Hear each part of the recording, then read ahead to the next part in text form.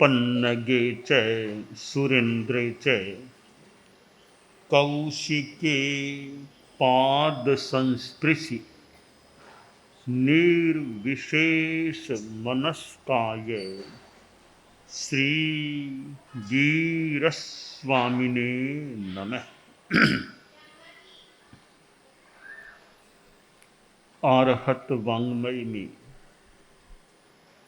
कहा गया है, अनेक चित्ते खलु अयम पुरुषे। आदमी के भीतर, पुरुष के भीतर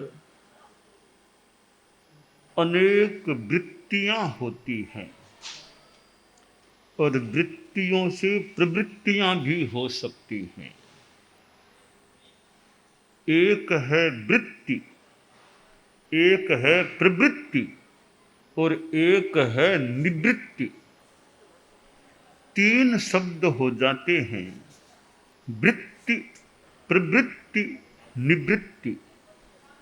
मूल तो वृत्ति शब्द है, प्रय उपसर्ग लगने से प्रवृत्ति बन गया और नि उपसर्ग लगने से निवृत्ति शब्द बन गया। हम इन तीनों शब्दों पर ध्यान देने का प्रयास करें। वृत्तियां, वृत्ति हमारे भीतर लोभ की वृत्ति भी है, इधर माया, मान, कोह, क्रोध, राग, द्वेष, काम आदि कई वृत्तियां हैं जिन्हें संज्ञा के रूप में भी देखा जा सकता है। एक तो संज्ञा का अर्थ है नाउन, जो नामकरण, नाउन वो संज्ञा होती है। इंग्लिश में जो पार्ट्स ऑफ स्पीच 8 भाग हैं भाषा के, noun, adjective, pronoun, verb, adverb, ऐसे जो हैं 8 भाग हैं भाषा के। तो प्रीपोजिशन भी है। तो ये यहाँ नाउन यानी संज्ञा, वो संज्ञा एक नामकरण के रूप में मान ली। जैन दर्शन में जो संज्ञा शब्द है वो नामकरण के रूप में नहीं है। मैं जिस संदर्भ में बता रहा हूँ वह संज्ञा इंस्टिंक्ट यानी एक वृत्ति भीतर की, उस रूप में है। वृत्तियां भीतर में हैं तो प्रवृत्ति भी हो सकती है। कैसे? आदमी के भीतर हिंसा की वृत्ति है, भीतर में हिंसा के भाव हैं, संस्कार हैं, वैसे कर्म हैं। जैसे प्राणातिपात 18 पापों में पहला पाप है। तो अब प्राणातिपात पापस्थान, प्राणातिपात की प्रवृत्ति आश्रव और प्राणातिपात पाप बंध। मैं थोड़ा तात्विक विश्लेषण या विवरण कर रहा हूं।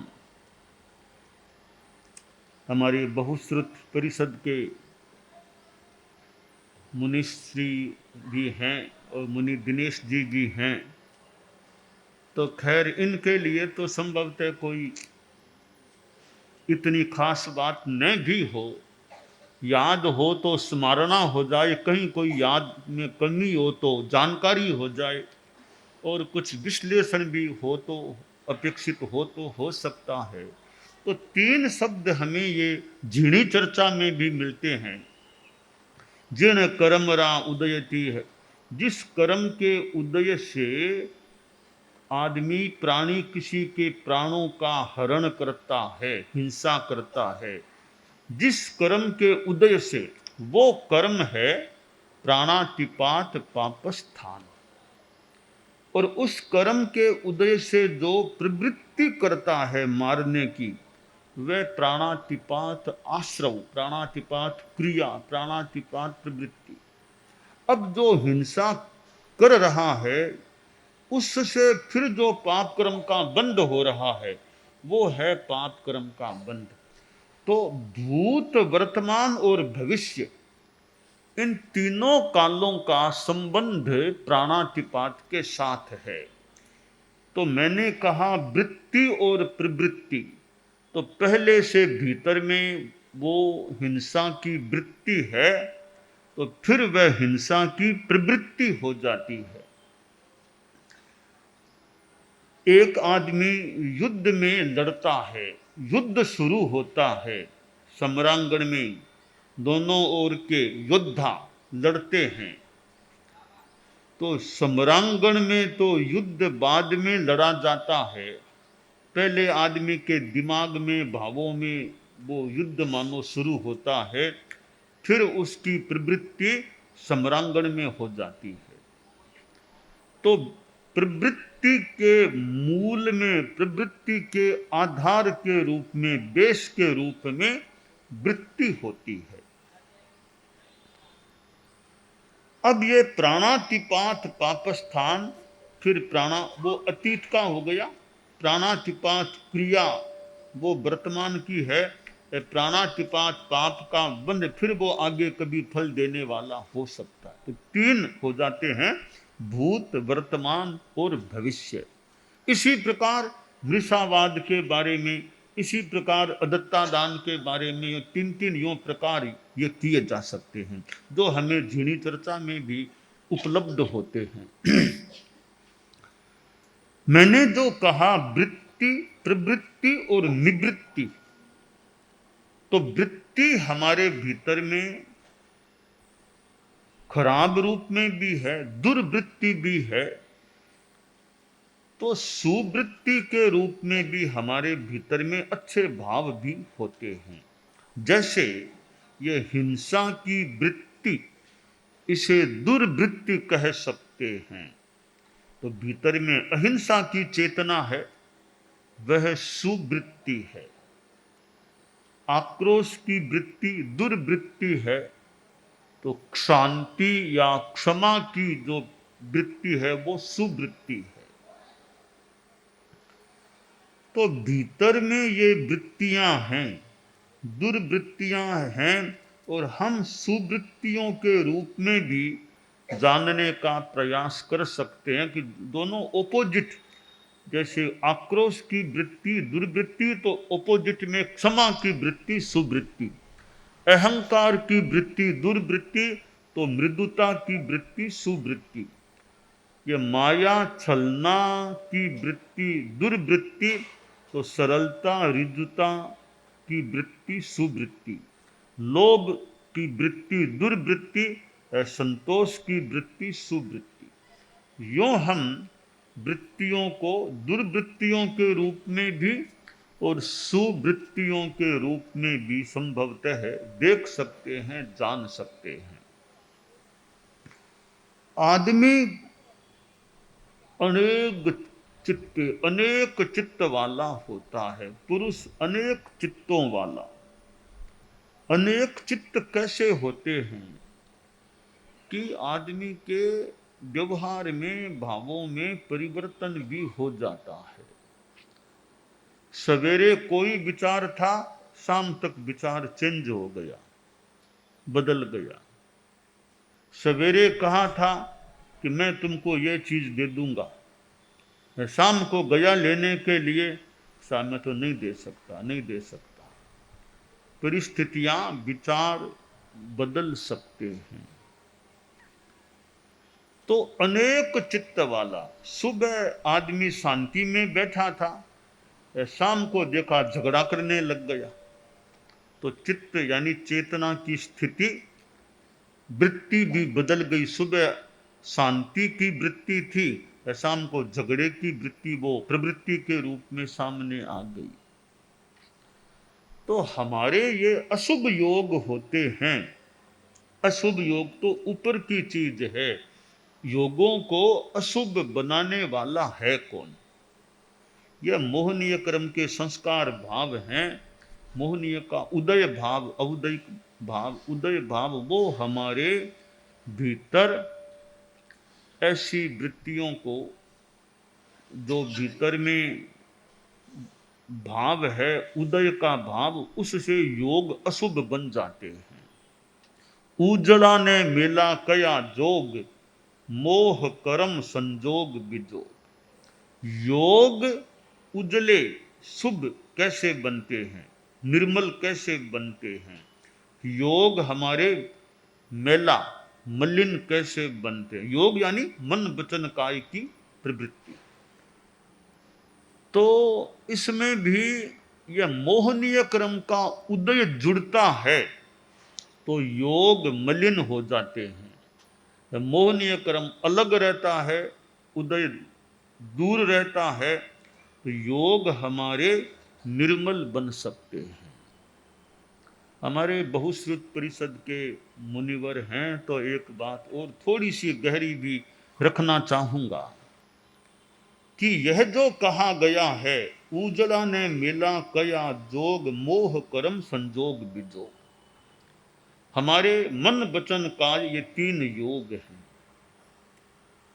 अब हमारे जो छद्मस्त हैं, हम सामान्य 6ठे 7वें खासकर 6ठे तक के गुणस्थान के जीवों को मान लें, तो मोहनीय क्रम का उदय तो निरंतर चालू है। एक भी समय ऐसा नहीं आता है कि हमारे मोहनीय क्रम का उदय नहीं रहता। तो मोहनीय क्रम का उदय तो हर समय चालू है, हम यानी 6ठे गुणस्थान तक के जीवों में। तो क्या योग शुभ कभी होगा ही नहीं? क्यों, मोहनीय का उदय तो चालू ही चालू, वो तो कभी रुकता नहीं है। तो क्या योग कभी शुभ होगा ही नहीं? क्योंकि मोहनीय क्रम का संयोग है तो योग तो अशुभ रहेंगे। अब यहां ध्यातव्य बात यह है कि उदय भी लगता है 2 प्रकार का होता है। मैं अपनी भाषा में कहना चाहूंगा, एक मोहनीय क्रम का उदय सुप्त अवस्था का उदय, और एक मोहनीय क्रम का उदय उत्तेजित या जागृत अवस्था का उदय। उत्तेजित और सुप्त या सुप्त और जागृत कैसे, इसको मैं बताना चाहूंगा कि आदमी बैठा है, सामान्य आदमी 6ठे गुणस्थान तक का, शांति से बैठा है, अच्छी किताब पढ़ रहा है, उसके मोहनीय क्रम का उदय तो चालू है, पर अभी उसका गुस्सा सुप्त अवस्था में है। अभी गुस्सा सुप्त है, वो मोहनीय का उदय तो है, मोहनीय की प्रकृतियों में गुस्सा भी है, भीतर में हमारे चालू भी है उसका उदय, परंतु अभी वो गुस्सा अहंकार वो अभी सुप्त अवस्था के उदय में, उदय की सुप्त अवस्था है। तो हमारे योग यों अशुभ न भी बने। शांति में ये लोग सामायिक में बैठे हैं, व्याख्यान प्रवचन सुन रहे हैं, हो सकता है अभी कोई इनके मन में गुस्सा नहीं, लड़ाई झगड़ा नहीं, कोई झूठ बोलने की बात नहीं, शांति से बैठे हैं, हो सकता है शुभ योग में भी हों। तो क्या इनके मोहनीय क्रम का उदय नहीं? इनकी बात क्यों, हम हमारी बात भी कर लें, क्या हमारे अभी मोहनीय क्रम का उदय चालू नहीं है? क्या मोहनीय क्रम उदय तो है, तो क्या हमारे योग अशुभ हैं? यह कहना जरूरी नहीं है, हम शुभ योग में हो सकते हैं। तो मोहनीय क्रम का उदय जब जागृत अवस्था में आ जाता है, तब योग अशुभ बन सकते हैं। और जब मोहनीय का उदय सुप्त अवस्था में रहता है, तब योग हमारे शुभ रह सकते। हमारे मुनि योगेश भी संभवतः सुन रहे होंगे हमारी बात को दूर से भी, तो वे भी जान ले भले योग जो उदय है वो सुप्त अवस्था में मोहनीय का उदय है, तो योगों को अशुभ नहीं कर सकता। जागृत अवस्था में मोह का उदय होता है, तब हमारे योग वो अशुभ बन सकते हैं। इसलिए यह उजला ने मेला कया जोग, मोह करम संजोग बिजोग, इसमें मेरा यह विचार मन में आया है कि सुप्त अवस्था का उदय, मोहनीय का उदय 2 प्रकार का, एक मोहनीय क्रम का उदय सुप्तावस्था का, एक मोहनीय क्रम का उदय जागृत या उत्तेजित अवस्था का। तो सुप्तावस्था का उदय है यह कषाय के रूप में, वो हमारे योगों को अशुभ नहीं बना सकता। वो जागृत अवस्था में जब मोहनीय का उदय होता है तब हमारे मन वचन काय के योग अशुभ बन सकते हैं। यह एक विचार मेरे मन में आया है। मेरे इस विचार पर हमारे बहुश्रुत भी है, ये मुनि योगेश भी खड़े हैं, ये भी थोड़े आगे भले और आगे आ सकते हैं। तो इस पर मैं थोड़ी सी चर्चा परिचर्चा भी मेरे वक्तव्य की संपन्नता के बाद थोड़ी सी करना चाहूँगा। तो यह जो कहा गया अनेक चित्ते खलु अयम पुरुषे, कि यह पुरुष अनेक चित्तों वाला होता है। कभी क्षमा का भाव, कभी गुस्से का भाव, कभी विनय का भाव, कभी अहंकार का भाव, यूं ये विचार भाव ये बदलते रहते हैं, हमारे अध्यवसाय होते हैं। देखिए ये कई शब्द हैं, अध्यवसाय, परिणाम, लेस्या, योग। तो योग तो ऊपर की चीज है। योग के नीचे पृष्ठभूमि में हम परिणाम, लेस्या और ये अध्यवसाय इनको देख सकते हैं कि अध्यवसाय भले स्थूल रूप में से योग नहीं भी है, पर अध्यवसाय भी हमारे यों बंधन के निर्जरा के कारण बन सकते हैं। यह जो कहा गया यह कोई जैनिज्म का नहीं होगा, अन्य पर कहा गया मन एव मनुष्याणाम कारणम बंध मोक्षयो हो बंधाय विषयासक्तम मुक्ति निर्विषयम स्मृतम, कि मन ही मनुष्यों के बंधन और मोक्ष का कारण बनता है। तो यह मन कह दो, एक मोटा मोटी रूप में हम देखें तो मन है, मन ही आदमी को मुख्यतया सातवीं नरक ले जाने में भी मन का योगदान। मन जिसके नहीं है वो प्राणी सातवीं नरक में नहीं जा सकता, छठी में नहीं, पांचवी में नहीं, चौथी में नहीं, तीसरी में नहीं, दूसरी में नहीं। तो मन बिना का प्राणी भी पंचेंद्रिय होगा, वो पहली नरक में जा पाएगा। द्विंद्रिय, त्रिंद्रिय, चतुरेंद्रिय, एकेंद्रिय ये जीव पहली नरक में भी नहीं जा सकते, मन है ही नहीं। अब असंगी पंचेंद्रिय है, वो जाएगा तो बस ज्यादा से ज्यादा पहली नरक तक, आगे नहीं जा पाता। अब इधर देखिए, ये संगी मनुष्य हैं मन वाले, वे सातवीं नरक में भी जा सकते हैं, तो अनुत्तर विमान में भी वे पैदा हो सकते हैं। कोई असंगी प्राणी है वो अनुत्तर विमान में पैदा नहीं हो सकता।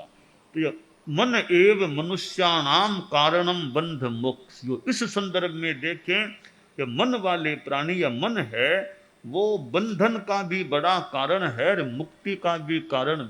मुक्त केवल ज्ञानी बनेगा तो संगी मनुष्य ही बनेगा, असंगी प्राणी कभी केवल ज्ञानी नहीं बन सकते। तो मन का कितना बड़ा यह योगदान होता है।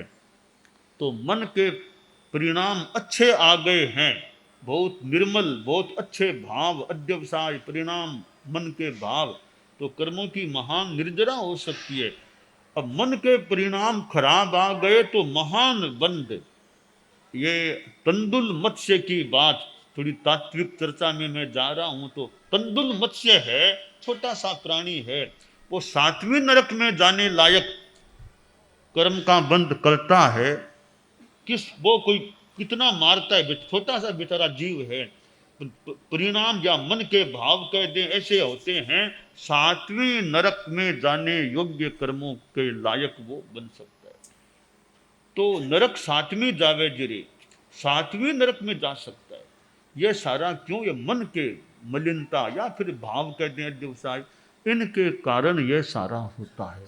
और हम देखें तो मन भी स्थूल चीज है, बेचारा मन है क्या? ये भीतर के अध्यवसाय, परिणाम, कर्मों का यह श्राव, ये मन को मलिन बनाने वाले हैं।